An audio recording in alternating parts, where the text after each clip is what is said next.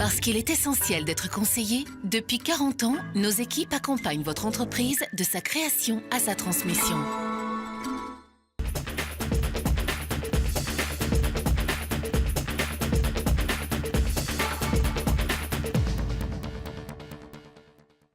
Bonjour et bienvenue dans Lyon Décideur. Activité soutenue pour la Caisse des dépôts en Rhône-Alpes l'an dernier. Patrick François, son directeur interrégional, est notre invité aujourd'hui. Au sommaire de ce magazine également, la prochaine introduction en bourse de Visiative, une acquisition pour Toupargel, le lancement de la banque d'affaires de la Caisse d'épargne Rhône-Alpes, la direction des TER qui s'installera dans la Tour InCity et la Barclays qui fait de Lyon une ville pilote pour son nouveau concept de centre premier. Belle introduction en bourse lyonnaise en perspective. La société Visiative, présidée par Laurent Fiard, devrait rejoindre Alternext prochainement, éditeur et intégrateur de solutions logicielles innovantes. Visiative annonce l'enregistrement de son document de base par l'autorité des marchés financiers. Première étape du processus d'introduction en bourse. Avec un chiffre d'affaires voisin de 50 millions d'euros, l'entreprise créée en 1987 emploie aujourd'hui 330 personnes et dispose d'un portefeuille diversifié de plus de 9000 clients. Visiative s'appuie sur 15 agences et des filiales en Suisse et au Maroc. Son président Laurent Fiard, président du Cluster Edit, est par ailleurs pressenti pour succéder à Bernard Fontanelle à la présidence du MEDEF Lyon-Rhône. Belle acquisition pour Toupargel, le spécialiste de la livraison à domicile de produits surgelés qui vient de racheter la filiale France de l'allemand Eismann. Cette filiale basée à Rouen rayonne dans un grand quart nord-ouest de la France avec 160 000 clients livrés essentiellement par camion-magasin et réalise un chiffre d'affaires de 46,5 millions d'euros de chiffre d'affaires. La Caisse d'épargne Rhône-Alpes fait feu de tout bois en ce début de printemps, lancement de sa banque d'affaires Hyperia Finance et rachat de la Tour InCity où elle va installer son siège social. Les explications de Stéphanie Pay, président du directoire, rencontré au printemps des entrepreneurs. C'est le signe d'une entreprise qui se développe sur une région qui a été plutôt pas trop mal préservée. C'est un signe d'entrepreneuriat aussi que d'avoir des projets, donc je pense que ça cale bien avec le printemps des entrepreneurs. Hyperia Finance, c'est un projet qui nous tenait à cœur depuis longtemps. C'est vraiment la possibilité d'offrir à tous les entrepreneurs de la région et à leur entreprise toutes les solutions pour se développer, faire croître leur propre patrimoine aussi. On voit que quand certains, recentralisent, reconcentrent à Paris les moyens de leur banque d'affaires, vous montrez qu'il y a place en région pour des banques d'affaires. C'est exactement le signe que nous voulons montrer, c'est que nous sommes dans une région dynamique où l'entrepreneuriat fait partie du patrimoine génétique de la région et donc il y a de la place pour une banque régionale aux côtés de ces chefs d'entreprise. On essaie de voir quelles sont vos cibles et les moyens que vous mettez autour de cette banque d'affaires. Alors Hyperia Finance, c'est environ une vingtaine de collaborateurs. C'est les métiers de conseil en fusion-acquisition et en opération de haut de bilan, de financement structuré et de gestion de fortune et de gestion de patrimoine. Et donc on s'adresse plutôt à la clientèle des PME et des ETI, c'est vraiment notre cible. Et puis alors pour la Tour InCity, expliquez-nous un peu, vous cassez votre tirelire ? Non, il n'y a rien à expliquer sur InCity. On a des projets de développement, on avait un vrai sujet de re-engineering de notre siège. Et puis le seul symbole que j'y verrais, c'est que c'est un acte d'entrepreneur plus que d'investisseur. Sur un beau produit qui a été fait lui-même par un entrepreneur dans une ville d'entrepreneurs. Et je trouve que pour le siège social de la Caisse d'épargne Rhône-Alpes, c'est plutôt un beau symbole. Alors c'est toujours pas le montant de cet achat ? C'est pas important, on va pas parler d'argent entre nous, Jean-Pierre. Oh, c'est dommage. Voilà, et bien de source autorisée, ce rachat se situera autour de 250 millions d'euros. À propos d'InCity, la SNCF, autre occupant principal de la future plus grande tour lyonnaise, annonce que la direction générale des TER sera décentralisée au 1er janvier 2016 dans la tour InCity, soit 150 agents qui s'ajouteront au service informatique et à la direction régionale de la SNCF. La Barclays Bank investit à Lyon, présente de longue date entre Rhône et Saône. La Barclays a choisi de faire de Lyon une ville pilote pour ses centres premiers tournés vers son cœur de clientèle, à savoir les personnes aisées. Les explications des dirigeants de Barclays à l'occasion de l'inauguration de leur agence rénovée, avenue Franklin Roosevelt. Il y a 100 000 foyers aisés, je dirais, sur Lyon. Notre objectif, c'est de prendre 5 à 10% de part de marché, c'est-à-dire entre 5 000 et 10 000 clients.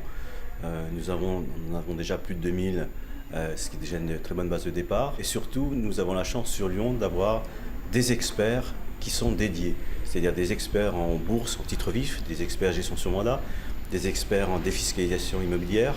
Nous pouvons faire venir un ingénieur patrimonial lyonnais qui est basé à Paris mais qui est là tous les vendredis. Donc on essaie de mettre sur Lyon un maximum d'experts.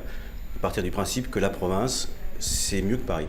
Nous avons décidé d'ouvrir un centre premier destiné à nos clients avec un espace entièrement repensé et destiné à nos clients, des espaces plutôt de consultation rapide de nos offres, des espaces de discussion plus approfondis, plus dans le détail, mais aussi la possibilité d'organiser des événements, que ce soit des événements un petit peu business sur la fiscalité et la bourse, des événements aussi culturels, des vernissages, des battles de chefs cuisiniers lyonnais. Donc un lieu de vie, si vous voulez, où on souhaite rencontrer nos clients premiers. Voilà, on retrouve à présent notre invité, Patrick François, bonjour. Bonjour Jean-Pierre. Vous êtes le directeur interrégional de la Caisse des dépôts à Lyon, qui est, on peut le dire, le bras armé de l'État dans le domaine économique. Alors, est-ce qu'un État qui croule sous la dette et les déficits budgétaires, cela veut dire qu'il dispose de moins de moyens ou de moyens amoindris pour intervenir sur le plan économique? En tout cas, dans un pays comme le nôtre, un État avec toutes les difficultés qui sont les siennes ne peut pas s'arrêter d'intervenir et par conséquent, il s'agit de rationaliser l'intervention publique. Je crois que le Premier ministre, d'ailleurs, a parfaitement illustré cette problématique hier soir. Et donc, nous avons besoin d'un État qui sache économiser ses forces et les investir pleinement sur le territoire parce que en France, l'intervention des collectivités publiques d'une manière générale, qu'elles soient territoriales ou nationales, c'est absolument capital pour la relance de l'investissement. Alors, si je puis me permettre, depuis ce matin, vous êtes orphelin, si je puis dire. Jean-Pierre Jouyet quitte la direction de la Caisse pour devenir secrétaire général de l'Élysée. Oui, orphelin, on est un peu malheureux de quitter un personnage aussi agréable, aussi enthousiasmant que l'est Jean-Pierre, mais qui va prendre de très belles responsabilités. Alors, il nous disait dans les quelques mots d'ailleurs qu'il nous a envoyé par SMS tout à l'heure qu'on était tous au service de notre pays et que par conséquent ce qu'il avait fait et bien fait à nos côtés, il allait le faire et bien le faire. Et vous dites que vous aurez un bon avocat à l'Élysée ? Nous aurons un bon avocat à l'Élysée, mais effectivement nous l'avions également chez nous et il était fort utile pour plaider en faveur de l'action de la Caisse des dépôts. Alors, parmi les successeurs successeurs possibles, on parle de l'actuel titulaire du secrétariat général de l'Élysée, Pierre-René Lemas ou Dominique Marcel, président de la Caisse de la Compagnie des Alpes. Pardon. C'est la preuve qu'il y a beaucoup de personnalités de grande qualité. J'ai la chance de connaître l'un et l'autre. Par conséquent, je puis vous dire que ce sont des personnes de grande qualité, mais la médiocrité n'est pas possible pour un poste aussi stratégique que celui-ci. Alors, on va faire un point sur le bilan de l'année pour la Caisse des dépôts ici dans cette région.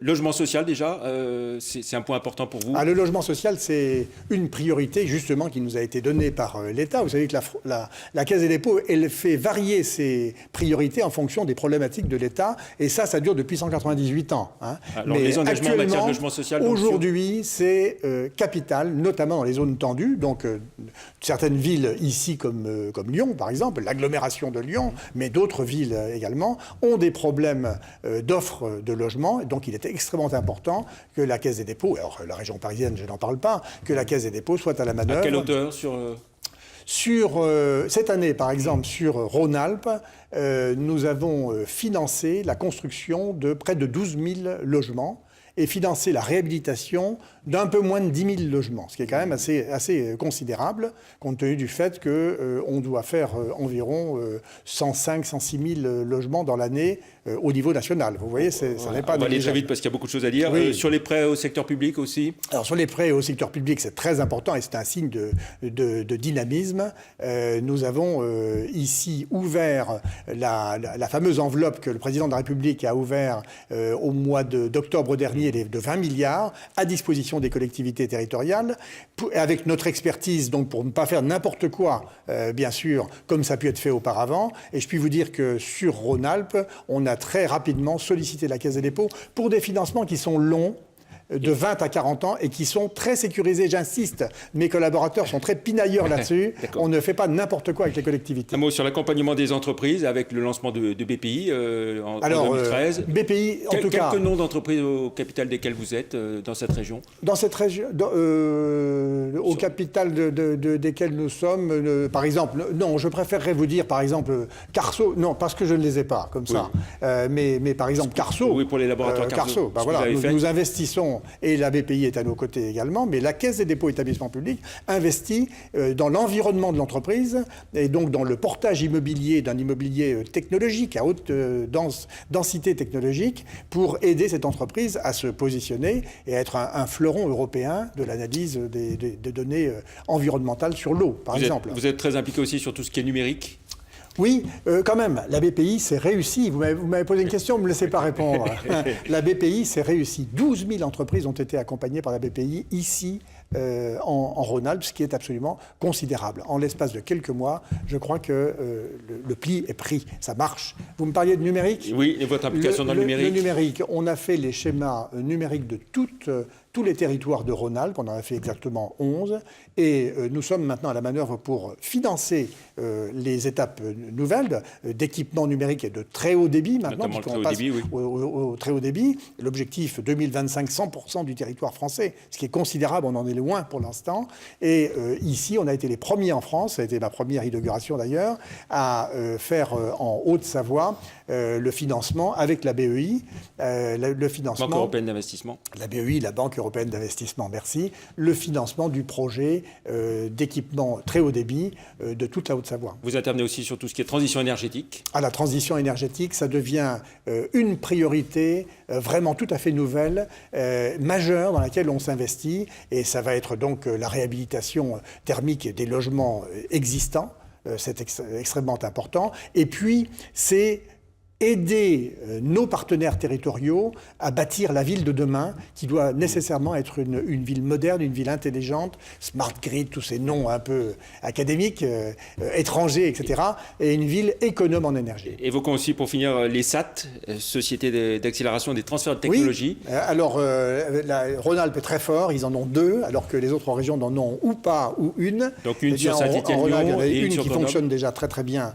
et j'en suis un des administrateurs d'ailleurs, c'est la SAT de Lyon-Saint-Étienne. Et puis très prochainement, dans les prochaines semaines j'espère, nous aurons la SAT de Grenoble. Ce sont des sociétés d'accélération de transfert de technologie. Ça permet d'aller questionner les chercheurs, voir ce qu'il y a qui puisse être rapidement transformé en projet économique, en entreprise, en création d'emplois. Vous intervenez aussi sur la rénovation de l'immobilier en montagne. Ah oui, tout à fait. Vous connaissez par cœur la Caisse des dépôts. Il y a plus de 10 secondes. Alors, la rénovation, nous avons bâti une foncière parce que c'est un enjeu capital. Ici, vous avez le premier parc européen d'offres touristiques de montagne. Il faut entretenir le niveau, sinon on va être rapidement dépassé. Il y a du logement qu'on appelle des lits, que l'on appelle froids, parce qu'ils ne sont plus louables. Eh bien, nous avons bâti une foncière qui va restaurer ces lits-là et qui va les remettre sur le marché. La Caisse des dépôts dans la région en 2 chiffres.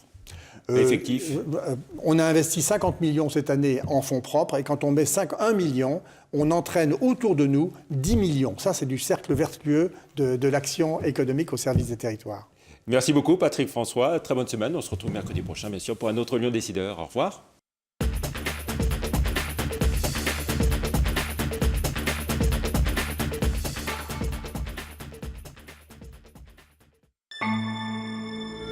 Parce qu'il est essentiel d'être conseillé, depuis 40 ans, nos équipes accompagnent votre entreprise de sa création à sa transmission.